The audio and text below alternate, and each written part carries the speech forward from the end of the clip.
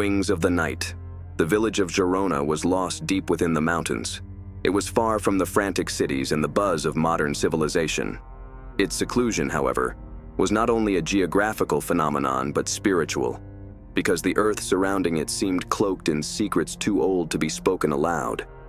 The villagers lived an isolated and simple life, apart from all the rest of the world, while in return, this brought forth a strange tranquility. Yet there was an unnerving quality to this peacefulness that seemed to hold its breath, awaiting something to break that silence. The village came to only a few minds, with its name coming up most often in conversation, so rarely that there was doubt as to when it may have been told. But the legends of Girona spread far and wide. There were mysterious disappearances, strange noises in the forest at night, and the frightening legend of Nightwings, a creature whose very name had terrified anyone who had ever heard of it.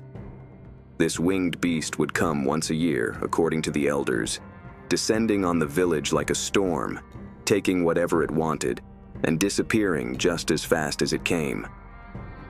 The village was nearly untouched by modernity.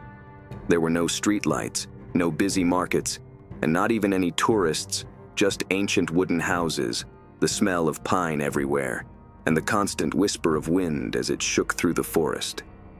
Villagers do not speak much to the outside and certainly don't trust much too. They had their methods, their culture, and their religion, and of these beliefs was one nobody asked an outsider to question: that Nightwings were real. A young scholar from the capital city named Hassan arrived a week ago. Unlike the other travelers passing by who sometimes stopped for just a day or two in such a silent village, he did. Hassan was here to study, to dig out the truths that lied beneath the stories, the old superstitions that had lived in the bones of this place for centuries. He had always been fascinated by folklore, ancient myths, and the way such stories shaped the lives of those who believed in them. And Girona, with its eerie reputation, was a perfect subject for his thesis. Hassan was skeptical of everything. He believed the Nightwings were nothing but a local legend, a product of fear, superstition, and isolation in the village. There had to be a logical explanation for the disappearances and strange occurrences. Maybe it was some wild animal or a group of opportunistic thieves.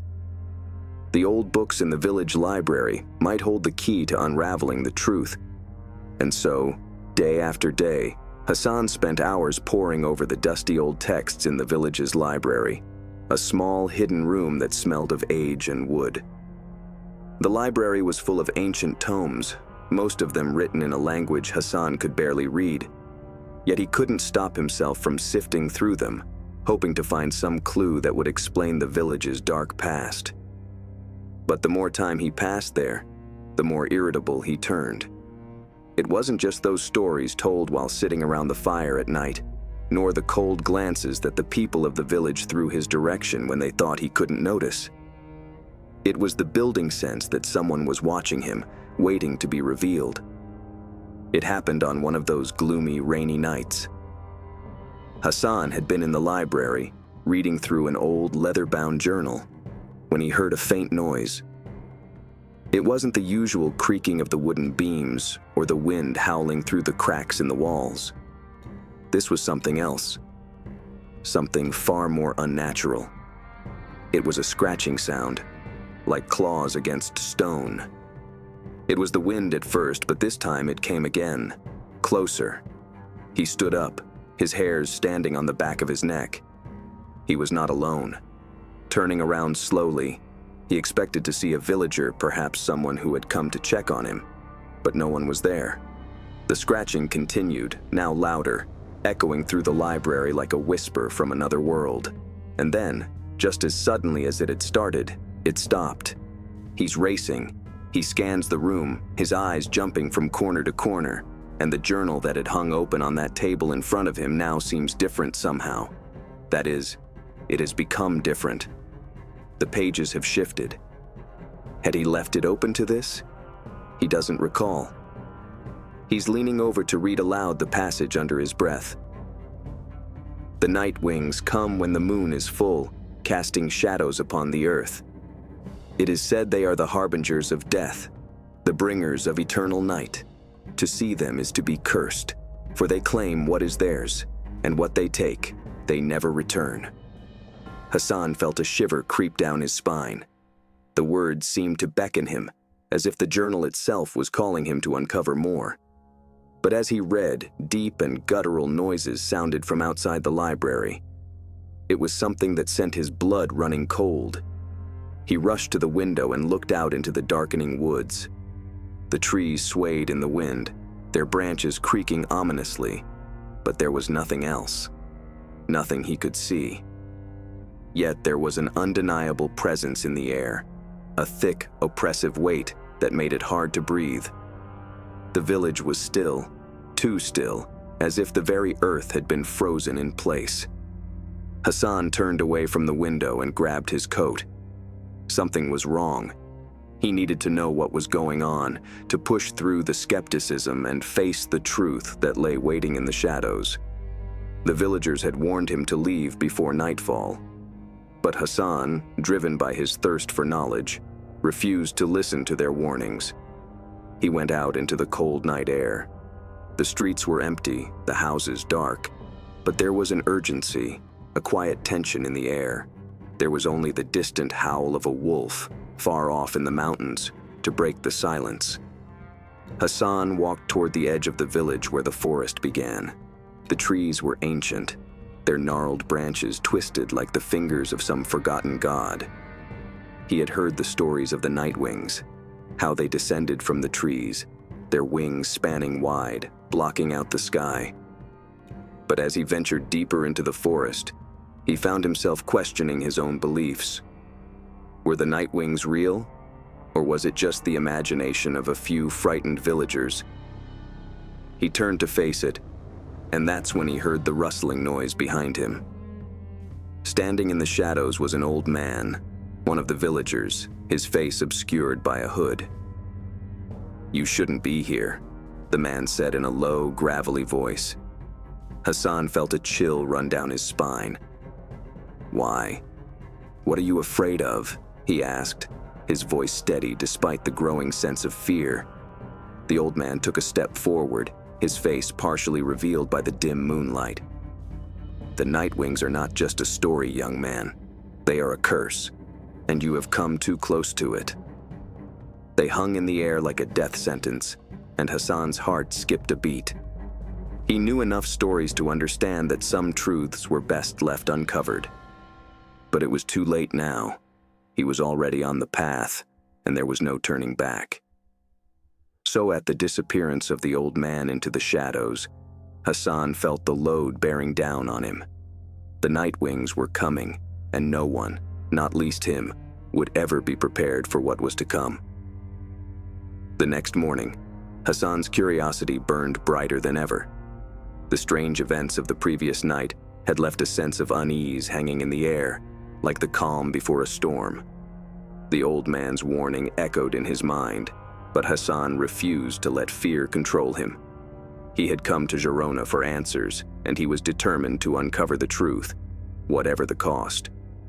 He spent the morning in the village square, speaking to a few villagers in an attempt to gather more information about the nightwings. But the villagers, as expected, were tight-lipped. They spoke only in vague phrases, as if the very mention of the creature could summon it from the depths of the forest.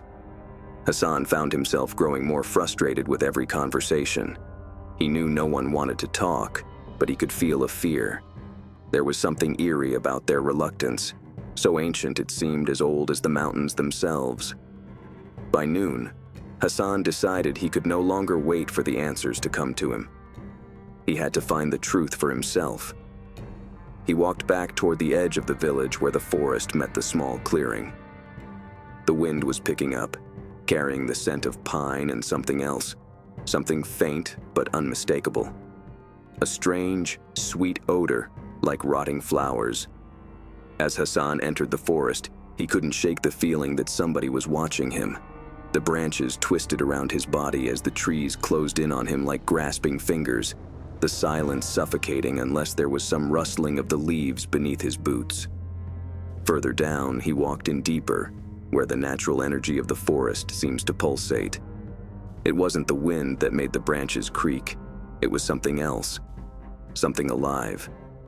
And with every step, Hassan couldn't help but feel that he was moving closer to something he wasn't ready for.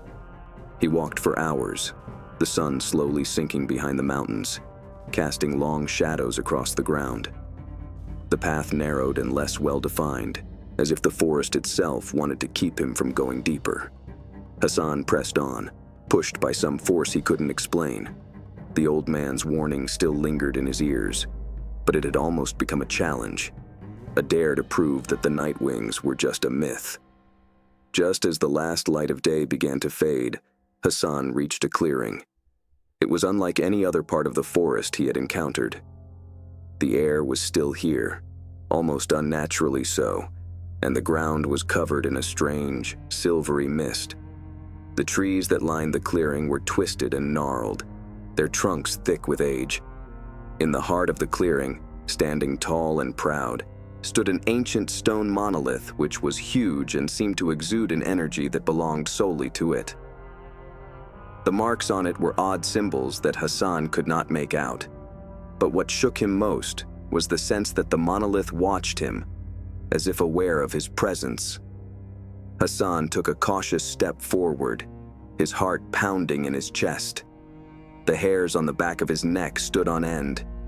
He couldn't shake the feeling that something was watching him, something far larger, far more ancient than anything he had ever encountered. Then, as suddenly as a cry from an alleyway in a desert town, the wind went mad, ripping through the trees, and then Hassan could swear he heard something else, almost like wings, beating softly some distance away. At first faint, it seemed to swell up as the wind gathered speed. He froze, breath caught in his throat, turned slowly, eyes scanning the forest around him and growing dark. And then, out of the corner of his eye, he saw it, a shadow flitting between the trees.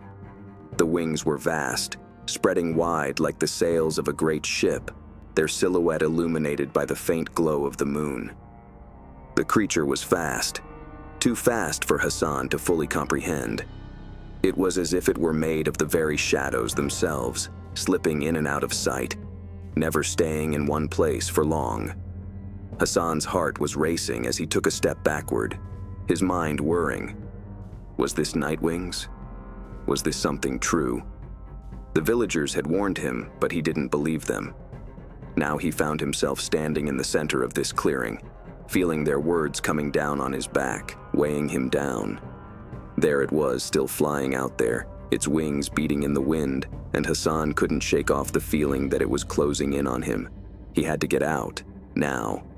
But his feet seemed stuck to the ground, as if an invisible force held him glued to the spot. Suddenly, a low growl echoed through the forest, a sound so deep and so primal, it seemed to come from the earth itself. The trees around Hassan began shaking, their branches groaning under the strain. Then, like something dragging itself out of the shadows, came. It was huge, its form obscured by the darkness, but there was no mistaking its shape. It had wings, vast and leathery, stretching wide like the wings of a bat, but much larger. The creature's eyes gleamed red in the darkness, and its breath was hot and heavy, like the breath of a beast that had not fed in days. Hassan's heart pounded. The creature was coming towards him, its pace slow and measured, its wings whispering with every movement. It did not make a sound, but the air seemed to throb with its presence, as if the forest itself held its breath. Without thinking, Hassan turned to run. The forest blurred around him as he sprinted, his heart pounding in his chest. The creature was behind him, its wings beating against the air like a storm, but Hassan dared not look back. The path which had once seemed so familiar felt like a maze now, as the trees closed in at every turn to block him. As the clearing disappeared from behind him, panic rose to the chest of Hassan. He was lost, and worse, he was being hunted. Sounds of wings grew louder, closer, until they became deafening. Hassan's mind rushed, but there was no time to think. He had to escape. He had to survive. In his panic, he stumbled and fell to the ground. His hands scraped against the rough earth as he pushed himself up, his legs weak beneath him. And then, just as he thought he couldn't run any further, the creature's voice reached his ears. It was a whisper, so soft he almost didn't hear it. "You cannot escape." The words chilled him to the bone. Hassan's heart thudded against his chest as he stumbled through the forest, his breath shallow and spasmodic. The creature was still behind him, its wings beating with a rhythmic pulse that seemed to match the frantic pounding of his own heart. The air was thick with tension, and the silence between each rustle of wings was deafening. Every step he took seemed to carry him deeper into the forest's suffocating grip. He did not dare look back. Fear was clawing at him, urging him to run faster, but the trees seemed to close in around him, their twisted branches reaching out like skeletal hands, grabbing at his coat. The ground beneath his feet was uneven, and the once familiar path had disappeared, swallowed by the unyielding darkness. It was as if the forest itself was alive, toying with him, pushing him further into its labyrinth. Growls and whispers rose from the darkness, closer and louder. Hassan thought, was it one or more of them? He did not know, but the feeling was unmistakable. He knew he was being hunted. The ground beneath his feet throbbed with the rumble of something massive, heavy, moving just beyond his sight. His mind was broken, his conception of reality distorted in this thick fog of fear in which he had become lost. Suddenly, he tripped, falling face first onto the damp earth. The cold soil bit into his skin, but he didn't have time to recover. A low growl rumbled in the distance, closer now, far too close. Hassan scrambled to his feet, his legs shaky, his chest tight with fear. As he stumbled forward, he heard it again, the unmistakable sound of wings flapping, cutting through the stillness of the night. It was coming for him. A sudden panicky feeling gripped his insides. Not thinking, Hassan swerved off the path and went into a thick copse of trees. Shadows closed tighter in here, as overhead this dense canopy blocked out most moonlight. His breath stayed caught in his throat when he crouched down behind a massive tree, staring about in terror, trying to make sense of the chaos. He did not know whether it saw him, or if it was still patrolling over his head, ready for him to take another action. He could hear nothing other than the pulsating beat of his heart, a volume more significant than any else. And then a sound penetrated the mist of his terror. Voices. Low, faraway voices, but unmistakable. They seemed to be all around him, echoing through the trees. He could not catch what they said, but the intonation was clear enough. It was not the voice of a human. It was a chorus of whispers, chill, guttural, as if the wind itself had gained a voice. His blood ran cold. Hassan dared not move. His body locked up, his back against the harsh bark of the tree, as the whispering grew louder, more insistent. The words were unintelligible, but they filled the air with an unnerving sense of dread. The sound seemed to be coming from all directions, swirling around him in an unseen storm. The hairs on the back of his neck stood up as the temperature seemed to drop, a chill creeping over his skin. Then, without warning, the whispers ceased. A profound silence followed, deeper and more suffocating than the one before. Hassan's breath caught in his throat as he strained his ears, trying to detect any movement, any sound. But there was nothing. For a minute, the world held its breath in suspension. The fog hung thick around him, and the trees seemed to stretch themselves like dark tentacles stretching up to heaven. Hassan thought in his head, his body frozen with fear not letting him move an inch further. And then, the earth shook beneath him. It was subtle at first, almost imperceptible, but it was there. The earth trembled again, and Hassan could feel it beneath him, an unnatural vibration rising from the depths of the forest floor. His eyes went wide in realization. Whatever it was in the forest, it wasn't just some creature. It was something far older, far darker. The trees creaked and groaned as the air thickened with oppressive energy. Then, out of the shadows, a figure stepped forth. At first, it was indistinct, but when it moved into the moonlight, it became clear. It was tall, unnaturally tall, with dark, tattered robes that billowed around it like smoke. Its face was hidden beneath a hood, but the faint outline of glowing eyes could be seen in the darkness. The figure stood motionless, but its presence filled the clearing with an overwhelming sense of malice.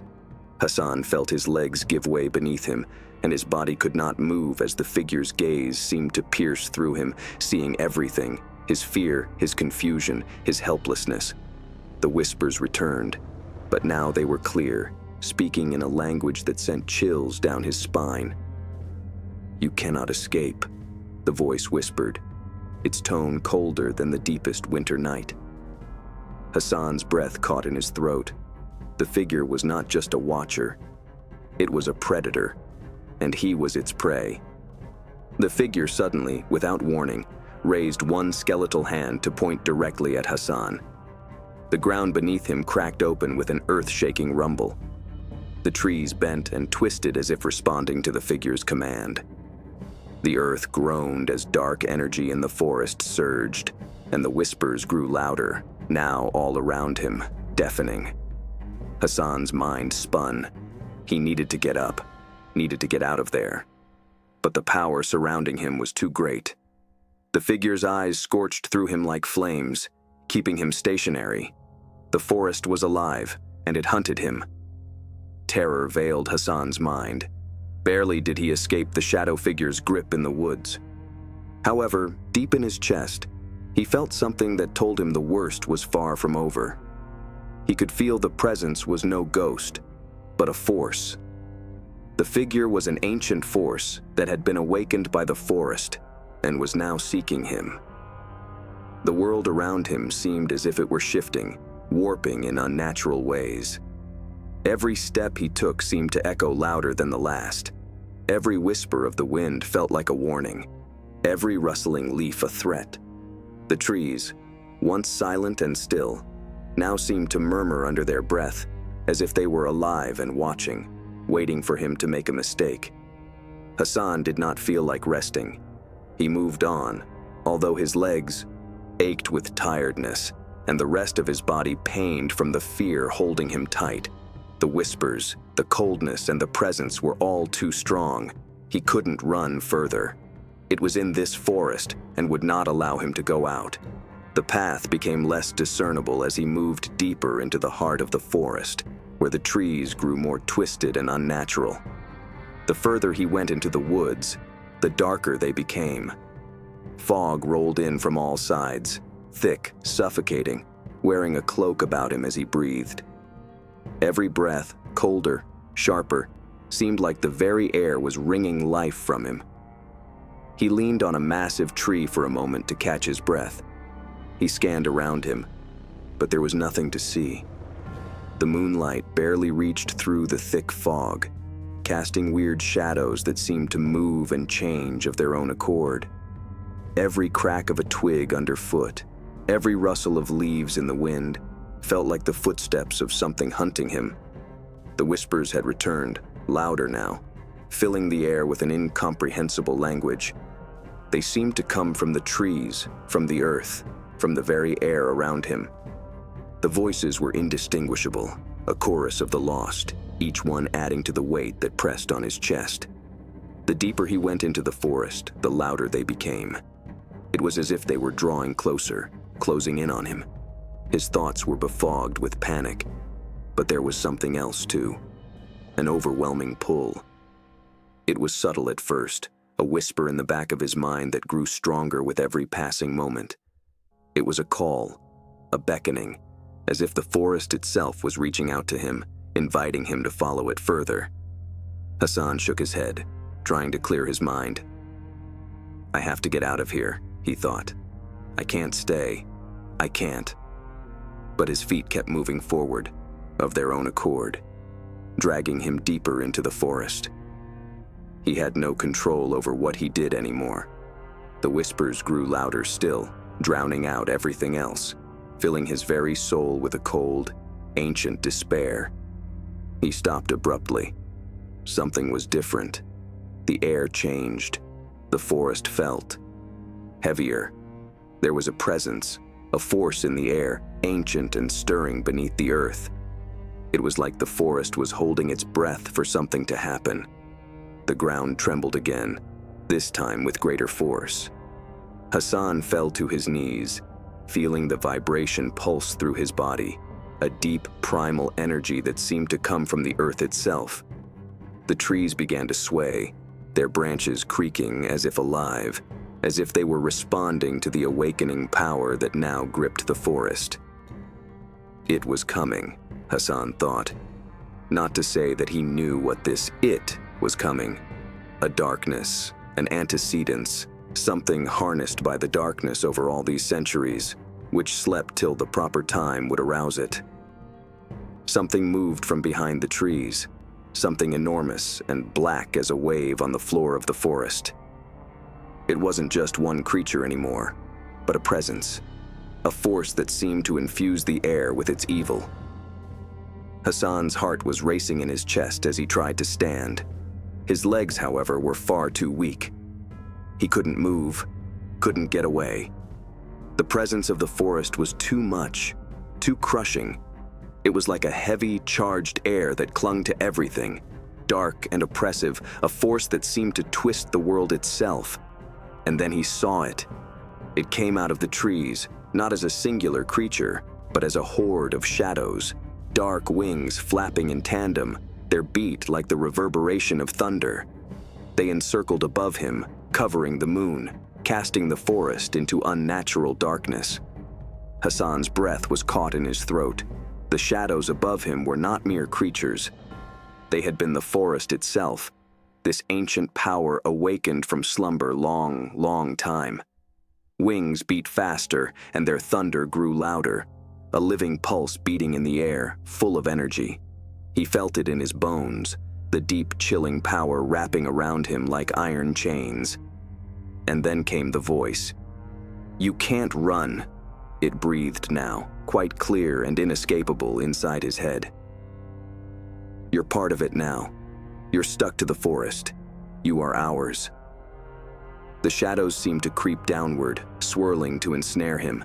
But Hassan's mind was calling out to him to move, to strike back. Yet it did not matter. It was already too late, and darkness had him. The forest had woken up, and it would not let him go. The air in the forest was heavy with the weight of old power, a force that seemed to penetrate everything around Hassan. His body was numb, but his mind worked wildly, in a web of fear and hopelessness. Dark wings beat around him, a deafening sound that echoed in his skull. The forest closed in on him, trees bent toward him, gnarled branches stretching out like hands grasping for his soul. It was not the wings alone. The forest had somehow, subtly, become alive, conscious, and evil. Shadows crowded over him and drew at his very core, tugging him in with a power that had Hassan sensing the darkness was calling to something within him. "You can't run." The voice spoke again, its tone deeper, older this time. It carried with it the weight of centuries, of endless waiting. "You are one with the forest now. You will never leave. You will never be free." Hassan's breath was ragged gasps as he clung to consciousness, to any semblance of reality at all. His body jerked about uncontrollably, but he knew not a second to lose. Darkness closed in on him, pulling him inexorably by an ancient force that enwrapped him. It felt as though the earth had awakened and was dragging him down into its depths. But something inside him stirred. A flicker of defiance, a spark that had lain dormant for so long. "I will not surrender," he thought, the words burning in his mind. "I will not be a part of this. Not like them. Not now." He grasped the pendant hanging around his neck. This was the only souvenir of his life, his family. It had been worn generation after generation, a representation of strength and survival, as all he could remember to remind him of life beyond this frozen reality. His tight hold on the pendant warmed up with the warmth as the chill in the air strengthened. It seemed to lend him a flicker of strength. In that moment, the shadows hesitated. The dark wings paused mid-air, their incessant fluttering stilled as though confused by the energy pulsating from Hassan. His heart beats faster, the rhythm of defiance now matching the ancient power seeking to devour him. The pendant hummed, and the air around him started to shift. The darkness that had seemed to swallow everything now shrank back, reluctant and hesitant. "What is this?" The voice snarled, a ripple of anger in the force that surrounded him. "You cannot fight us. You belong to us." But Hassan did not falter.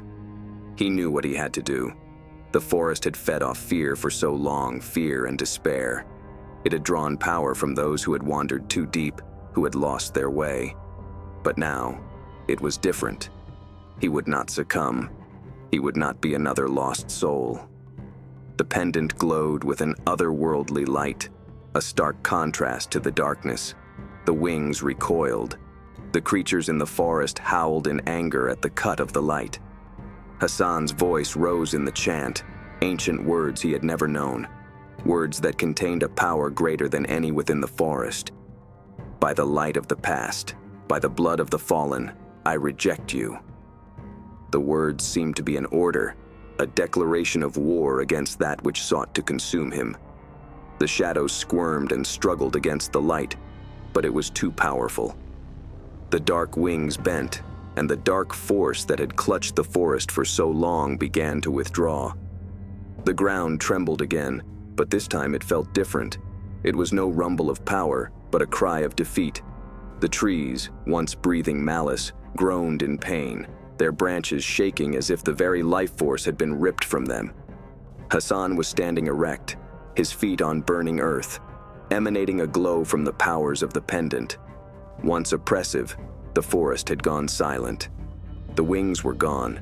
The whispers were gone. Darkness had been repelled because its power was broken by the light of defiance. But as the shadows receded, Hassan felt empty. The forest had lived with the darkness for so long that its power had become entwined with the evil that once ruled over it.